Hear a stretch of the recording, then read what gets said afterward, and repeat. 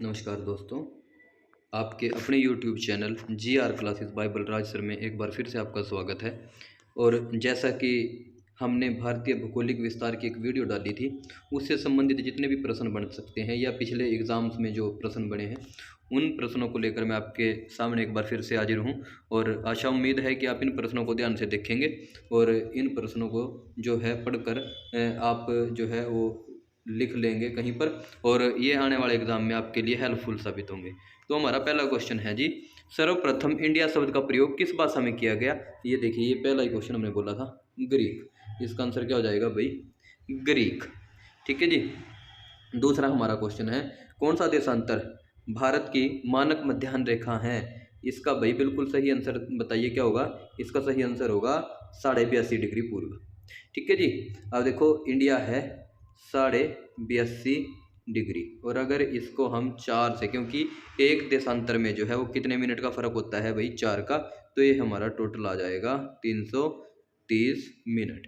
और 330 मिनट के अगर मैं घंटे बनाने लग जाऊं तो ये हो जाएंगे 5 घंटे 30 मिनट। तो ये जो है 82.5 डिग्री जो है इसका एग्जैक्ट आंसर आ जाएगा, आंसर नंबर डी।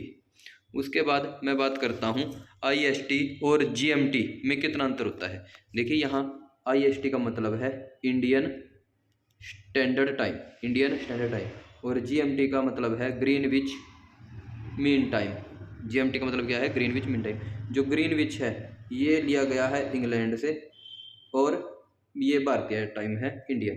ठीक है जी। दोनों में अभी मैंने आपको बताया कि भारत जो है 82.5 डिग्री पर स्थित है। 1 डिग्री में 4 मिनट का फर्क है, 330 मिनट, यानी कि 5 घंटे 30 मिनट आपका एग्जैक्ट आंसर हो जाएगा भाई।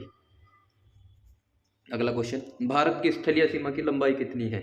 भारत की स्थलीय सीमा, ये भाई इसमें जो है ऑप्शन नहीं दिया, इसका एग्जैक्ट आंसर आएगा 15,200 किलोमीटर, क्योंकि ये ऑप्शन जो है ये केवल और केवल जलीय सीमा के हैं। तो यहाँ पूछा गया है टोटल स्थलीय सीमा, तो हमारा आंसर जो है,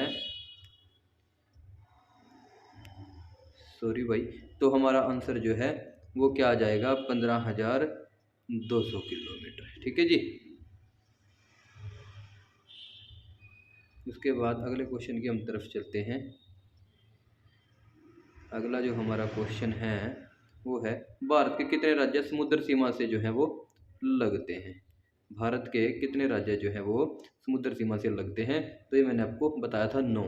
देखिए, गुजरात, महाराष्ट्र, गोवा, कर्नाटक, केरल, तमिलनाडु, आंध्र, उड़ीसा, वेस्ट बंगाल। 1 2 3 4 5 6 7 8 9। तो हमारा टोटल आंसर जो है वो कितना आ जाएगा जी? 9। ठीक है। उसके बाद अगले क्वेश्चन की तरफ चलते हैं। भारत की उत्तर से दक्षिण तक लंबाई, देखो दोनों 7 नंबर और 8 नंबर क्वेश्चन क्या है? भारत की उत्तर से दक्षिण लंबाई और भारत की पूर्व से पश्चिम लंबाई। तो इसका तो आंसर आएगा भाई 3214, इसका आंसर आएगा 2933, और दोनों का अंतर कितना आएगा भाई? 281 किलोमीटर। ठीक है जी। तो अगर तो ऊपर से नीचे की ओर या नीचे से ऊपर की ओर, तो आंसर आ जाएगा हमारा 3214। पूर्व से पश्चिम की ओर, तो इसका आंसर आ जाएगा 2933। जब हम भारतीय परिवहन पढ़ेंगे तो उसमें पढ़ेंगे उत्तर से दक्षिण की तरफ कौन सा गली आ रहा है, दक्षिण से पूर्व, सॉरी, पश्चिम से पूर्व की तरफ कौन सा गली आ रहा है। अगला हमारा क्वेश्चन जो है भाई वो है, निम्नलिखित में से भारत का कौन सा राज्य सर्वाधिक लंबी तट रेखा वाला जो है वो राज्य है? इसको मैं पूरा दिखा दूँ आपको। तो लंबी तट रेखा वाला राज्य देखिए, गुजरात। कितनी दूरी है इसकी? 1214 किलोमीटर। अगर मैं कम की बात करूं, गोवा है 101। ठीक है जी।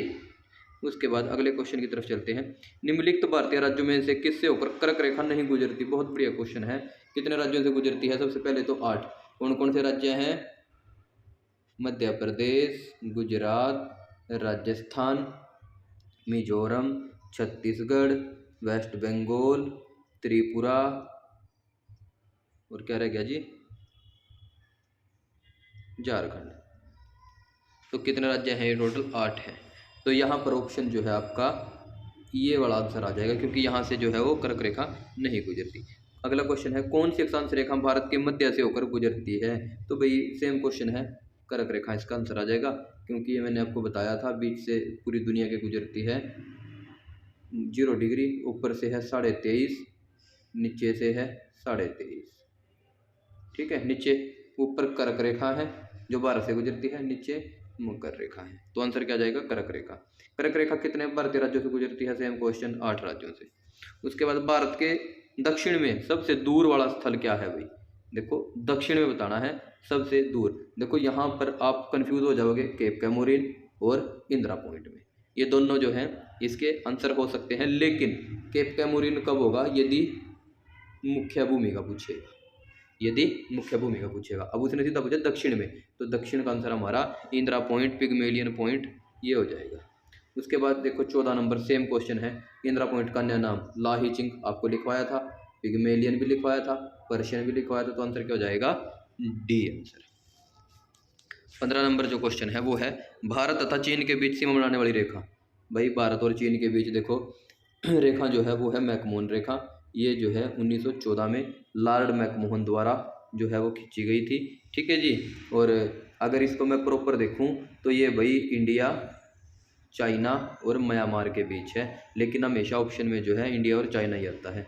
उसके बाद भारत और पाकिस्तान के बीच अंतर्राष्ट्रीय सीमा किसके द्वारा सीमांकित की गई है, ये देखो भारत और पाकिस्तान के बीच, ये है रेड क्लिफ। देखो रेड क्लिफ है भारत और पाकिस्तान के बीच, डुरंड है भारत और अफगानिस्तान के बीच, मैकमोहन है भारत और चीन के बीच। अगर तो मैं मैकमोहन की बात करूं 1914, ठीक है जी, रेड क्लिफ की बात करूं 1947 14 15 अगस्त, और डुरंड की अगर मैं बात करूं तो इसका आंसर हो जाएगा 1896। ठीक है जी। उसके बाद अगला क्वेश्चन जो है उसकी तरफ चलते हैं, भारतीय भूमि का सर्वाधिक उत्तरी भाग, ये देखिए उत्तरी भाग आंसर आ जाएगा इंदिरा कोल। उत्तरी भाग में क्या है जी, इंदिरा कोल। तो सबसे जो हमारा उत्तरी भाग है ये है इंदिरा कोल, जो आप जम्मू कश्मीर ले लद्दाख वाला मामला जो है वो पढ़ते हो। ठीक है जी। उसके बाद है निम्नलिखित में से किस भारतीय राज्य की समुद्र तटीय सीमा सबसे छोटी है। देखो आ गया सेम क्वेश्चन, अभी बताया था आपको, गोवा की जो है वो 101 किलोमीटर है, और अगर आपसे गुजरात की पूछता है तो 1214 किलोमीटर है। आपसे अगर टोटल पूछता है तो 7516.5 है। आपसे अगर केवल राज्यों की पूछता है, केंद्र शासित की नहीं द्वीपों की नहीं पूछता, तो 6100 है। ये सभी बातें आपने याद रखनी है। ठीक है, और ये लगभग सारे क्वेश्चन जो है वो पूछे जा चुके हैं प्रीवियस ईयर एग्जाम्स में। तो अगले क्वेश्चन की तरफ चलते हैं। सबसे छोटी स्थलीय सीमा भारत के किस देश के साथ है। देखो स्थलीय सीमा पूछी है ना कि जलीय, तो क्या आंसर आ जाएगा हमारा, अफगानिस्तान। अब अफगानिस्तान के साथ मैंने बताया था आपको 106 लगती है, जबकि अगर सबसे ज़्यादा पूछ लेता है तो बांग्लादेश के साथ लगती है 4096.5। उसके बाद भारत की सबसे छोटी सीमा सेम क्वेश्चन गलती से डल गया है। स्वतंत्रता से पूर्व भारत का कौन सा क्षेत्र काले पानी के नाम से जाना जाता था, अंडमान निकोबार। आपने सुना होगा भाई, पुरानी फिल्मों में भी दिखाते हैं काले पानी की सजा हो जाती है, और ये काले पानी कौन सा था, अंडमान निकोबार। वर्तमान में कौन सा क्षेत्र सफेद पानी के नाम से जाना जाता है, ये आसान सा क्वेश्चन है, सियाचिन। उसके बाद निम्नलिखित में से जो कौन सा तट पश्चिमी तट का भाग नहीं है। देखो मैंने आपको पश्चिमी जो तट है ऐसे करके बताया था 4 भागों में। ठीक है जी, इधर कितने भाग थे, 2।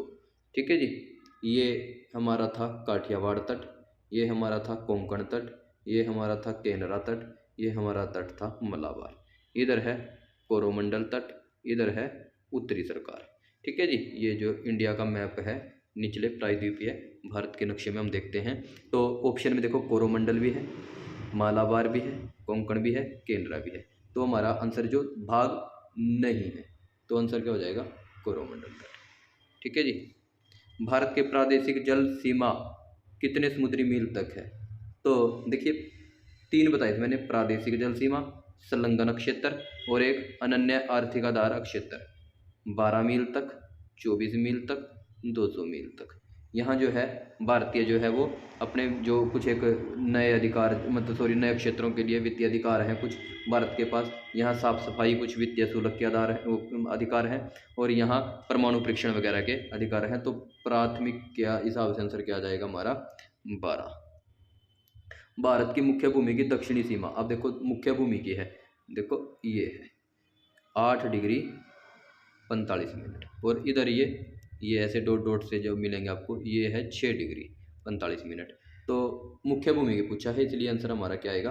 8 डिग्री, ना कि 6 डिग्री।